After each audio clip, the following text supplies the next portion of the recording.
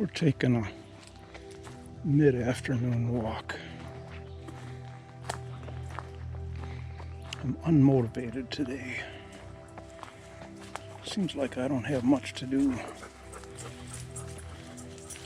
And what it boils down to is I don't have much to do that I want to do.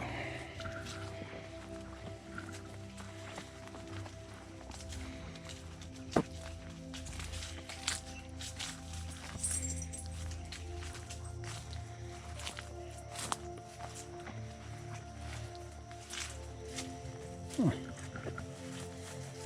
Something's been going back and forth through there.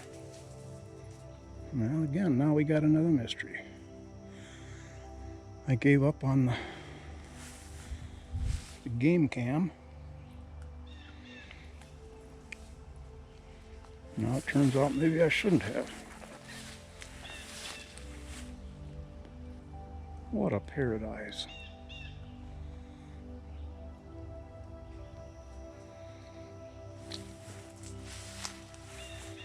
High water. Oh, it's up a good 4 or 5 inches due to the rains.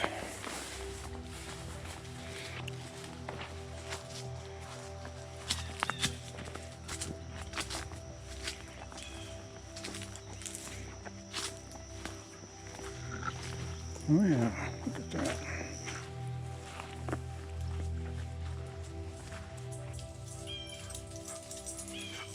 I'm coming. How's it coming? Doggy.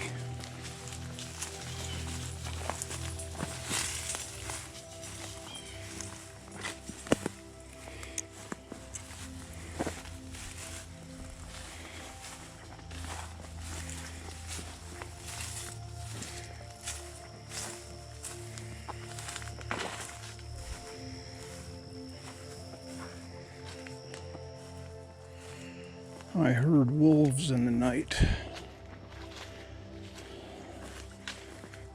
2 or 3 nights ago. 2 nights in a row. Woke up to them.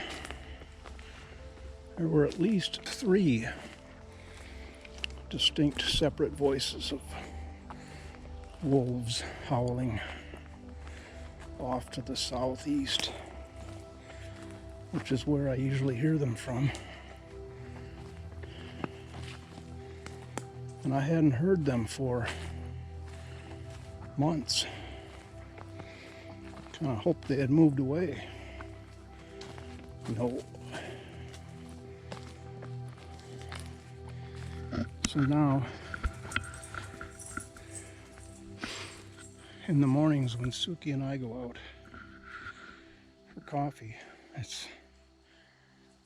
I get up at 5, where a month ago it had been fully light.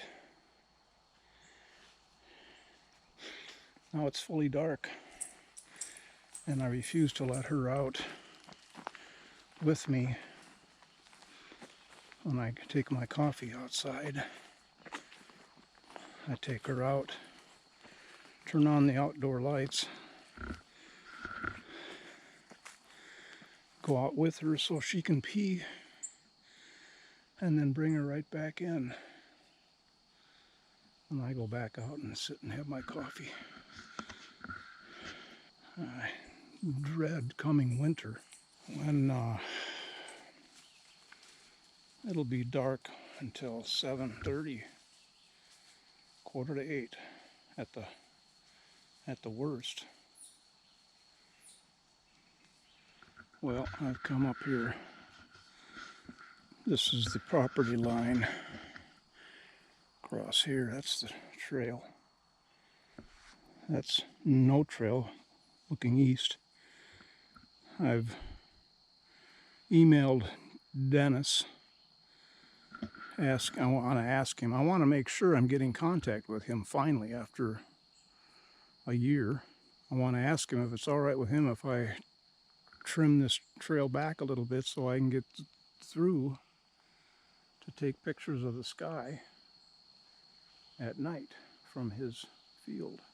I really hate to come in and cut anything without first getting his approval. He would discover that, and if he came back and said no to my question after I've trimmed back a little bit, oh shit, I can't make it grow back in a hurry. Well, it's such a beautiful day. There's no wind moving. It was going to be not a breath of air moving, hardly. And it was going to be in the mid-80s with very high humidity. They were saying, well, it's not. It's upper 70s. Humidity doesn't feel bad at all. I'm thinking maybe they were talking about southern half of Minnesota being in those conditions, and we're, for once, favorably out of those conditions. I say favorably because it seems like they get all the rainstorms, lightning and thunder, and sorts of exciting fun like that, and we don't.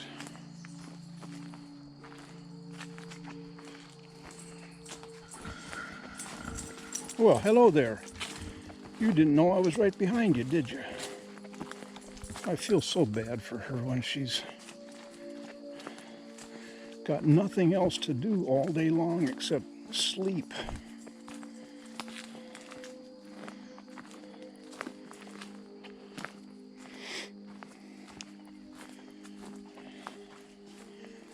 So I try to get her out at least a couple times a day for a run to the mailbox and back and throw the ball around a little bit. But I just couldn't get myself going. And then, as typical, oh boy, anytime I take a nap, 20 minutes into it, when I'm just really beginning to doze along nicely, the damn phone rings and I've forgotten to turn it on airplane mode and do not disturb mode.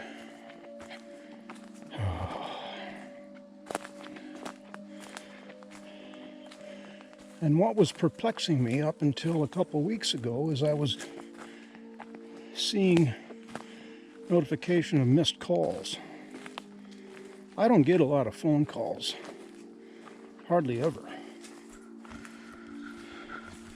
So missed calls. Phone didn't even ring.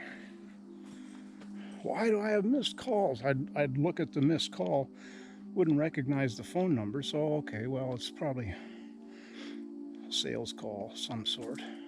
And a couple weeks ago I found that I had turned, all right, stay up there. I had set the phone to not announce calls from unknown callers. Oh, I didn't even know the phone did such a thing. Obviously, I had discovered it some time ago, months ago, and said, well, that's cool, good. I like that. So that's why I was missing calls. So now I've turned it back on, and I hopefully won't forget that fact. No mosquitoes hardly at all anymore.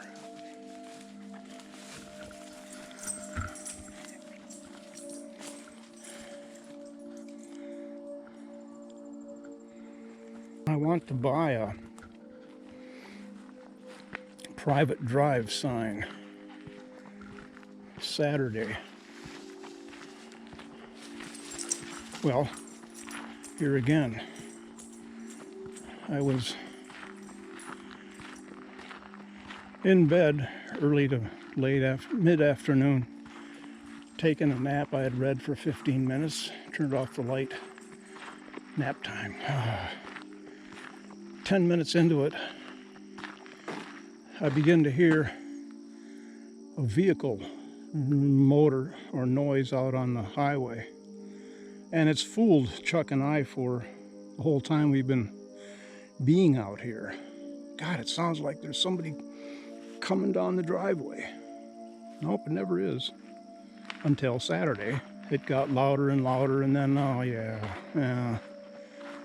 Suki barked once on the bed. I was up and headed for the windows. Yeah, sure enough, there's a red Jeep of some sort just beginning to turn around. Drove on out. That's only about the third, well, fifth time, the whole time I've lived here, but what are people thinking? This is a private driveway. Is there really any doubt? Do you think this is a forest road? You're gonna go down and explore, find wonderful woodsy remote places? Ah, this is a driveway. And it's pretty obvious when you come off the highway and you come up this little rise under the power lines and you see these signs. Oh, how many people would think, oh, this must be a remote forest road? Chuck got one of the first things I said when I came over here after he had bought the property was, we should get a private property sign or something similar to that. He said I did get one. Come here, Suki.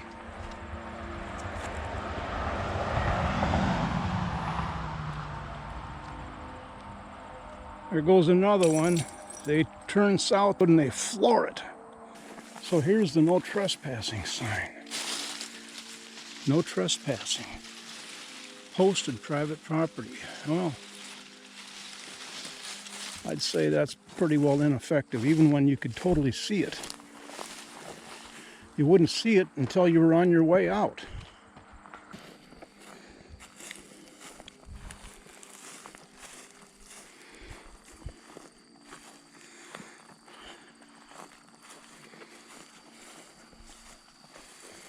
Oh yeah. The power line clearing guys that were out here last week told me that they had a policy of never or not knocking down fruit or nut producing plants. And I was really happy to hear that because these are hazelbrush. These are hazelnuts, or going to be. That's why they left these here and cut all the way up to here.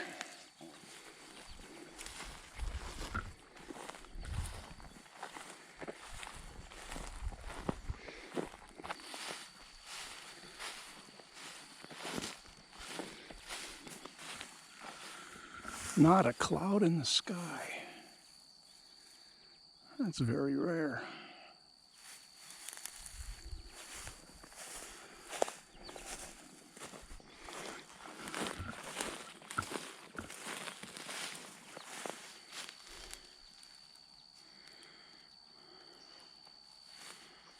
Are those thistle? Yeah, they are.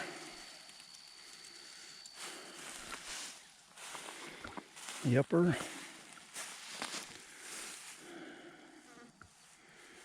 Very distinct leaves. Look at all these thistles. Holy crap.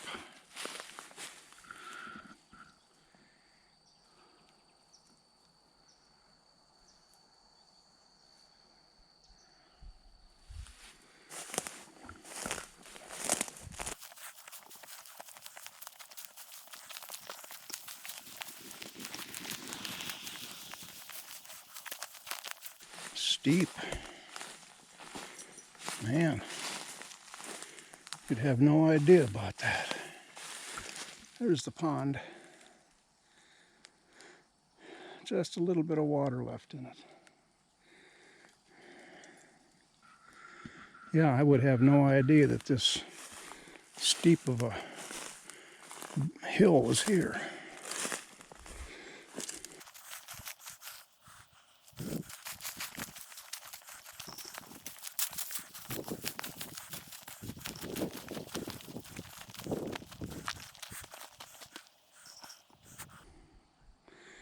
Dennis has planted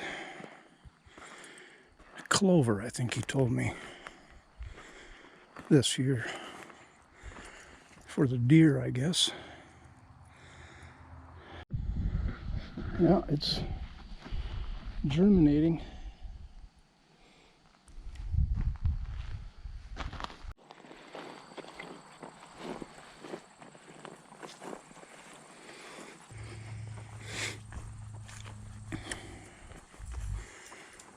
We're on Dennis's land here, headed down to the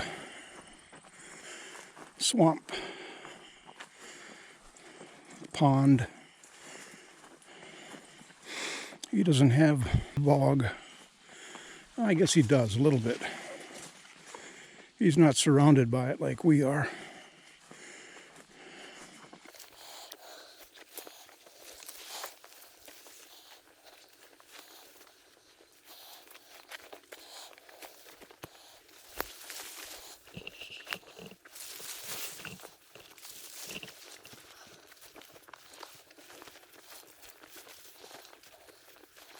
I came down here in May. A lot easier to see everywhere. Before there were any leaves.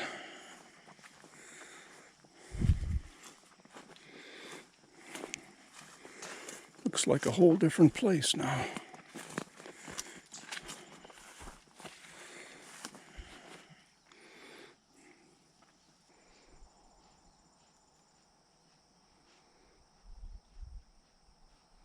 She sure likes that,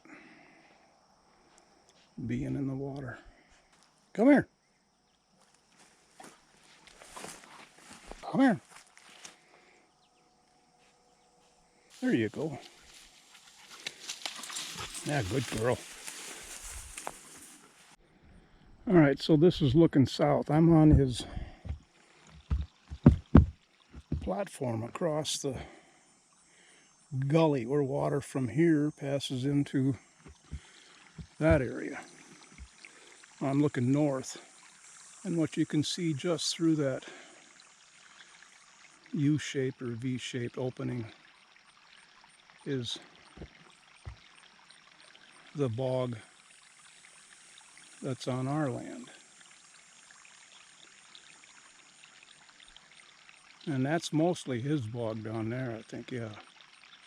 Property line goes through quite a ways down. And that's where Otter Pond is also. Can't see it from here.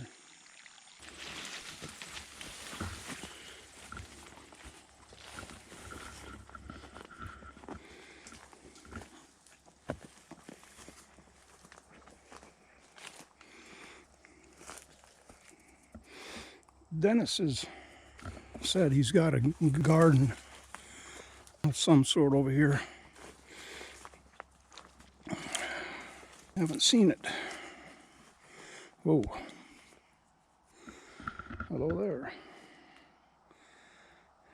Well, I'm sorry, Mr. Spider. I'm not going to try to go under it. Boy, they're strong. He'll build that overnight. Rebuild it.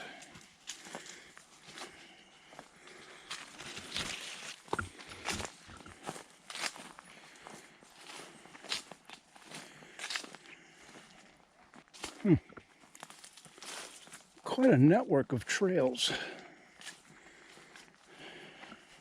This isn't the only place he's got trails. He's got, well, you've seen some of the trails he's got up by the deer stand.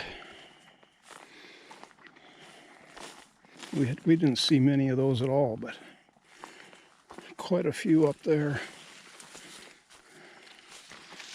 And these back here is another spider web. Glad I saw it now.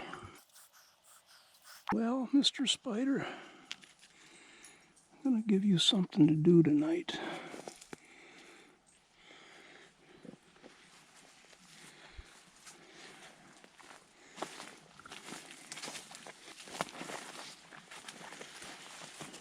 I like that Suki checks in on me regularly. Any here? No.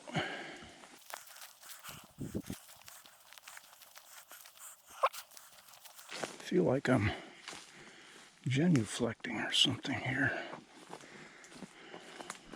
Ah, missed one. I'm at a crossroads.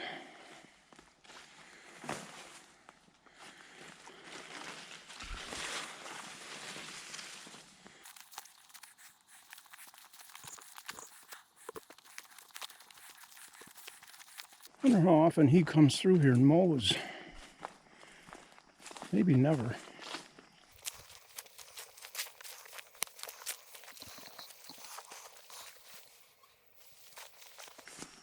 Well, the mosquitoes have discovered me.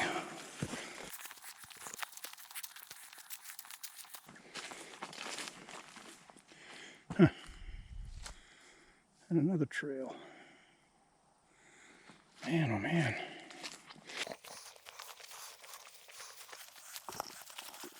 Well, I wonder if this is where it ends. Oops.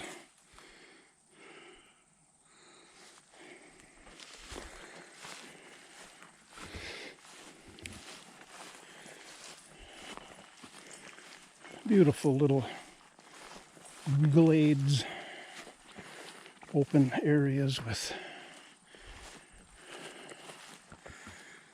shaded areas like that.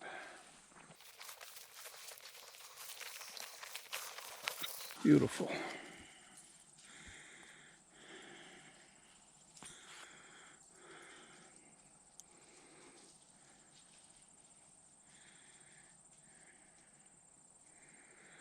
Well, unless the trail goes through there,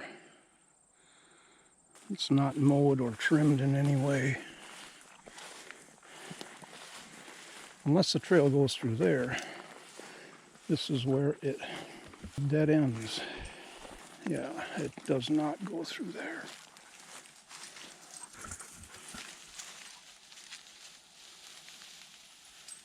Suki's going to make sure, though. I'm very lucky to have a neighbor like Dennis, who is so willing to share with me. Let me come over here and walk in his open field. Such a different feeling being in there as being, well, as you know, I dearly love the woods we've got, but I don't have any real open spaces like that. Like this field. And then I get to come back here and explore other terrains, environments. I'm very lucky. And this doesn't cost me a thing. I think of all the people that have to buy property in order to have only half of what I've got access to for free. Quite a deal. All right. I think I missed where I came out at the crossroads. I'll just keep walking north until I get to Sweden. Yes, I know. I'd have to swim the last little bit.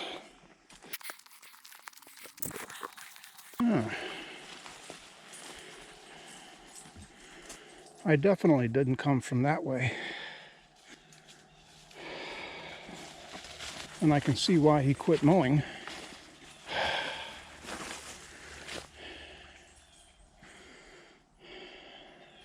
I don't want to go into any more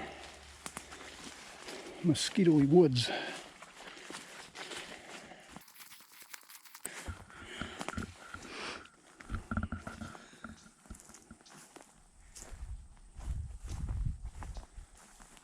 I want to get the drone out and find out what's over there. Looks like a little round hole in the ground. Like there might be another little pond. And since I do not want to fly the drone out of sight line,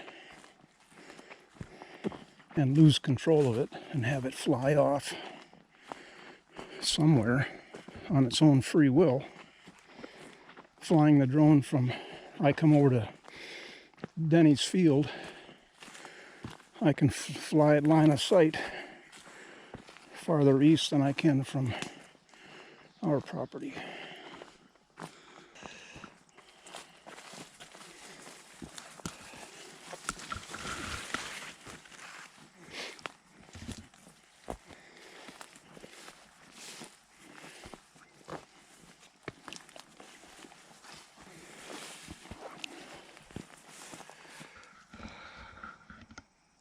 Blessed summer. Oh my gosh.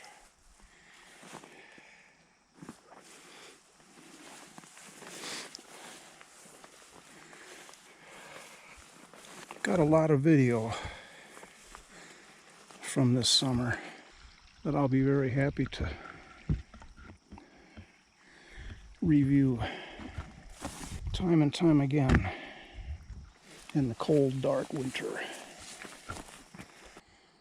We've come out of the woods, walked along the side of the field to here, and we're heading back. I'm going to try to get through the path. I'm too hot and bit up to have to walk all the way around.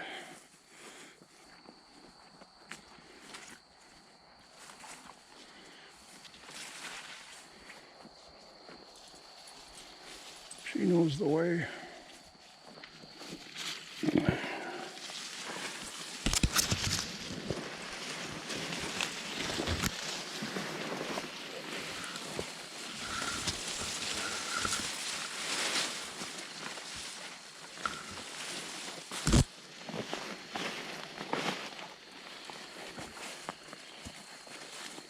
It's not as bad as I thought.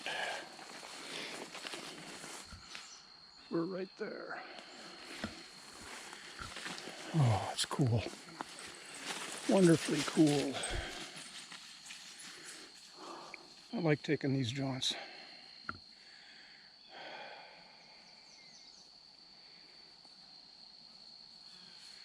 I do.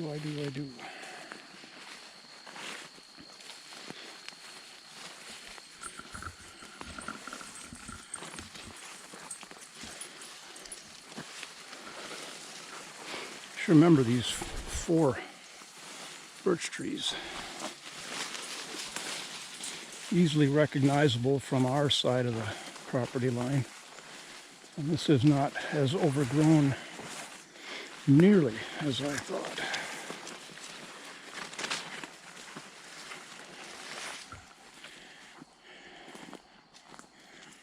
One of the reasons that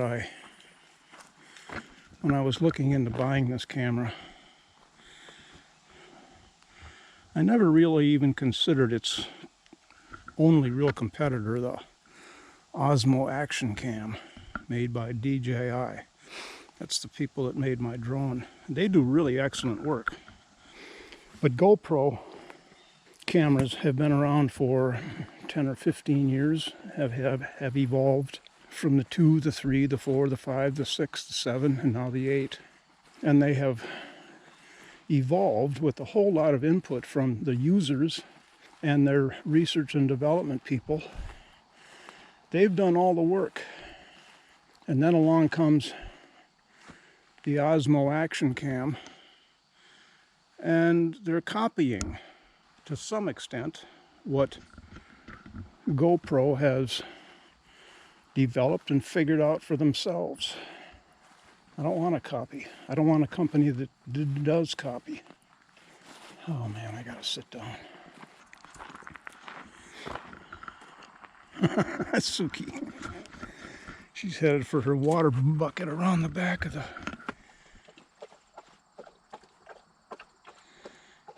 woodshed. I'd say she needed a drink.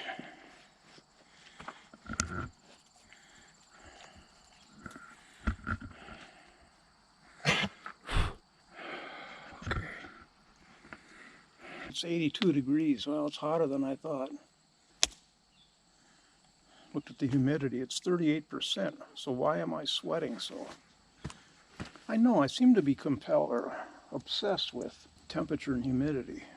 I love storms, summer lightning and thunder and clouds and wind. Winter snowstorms, God almighty.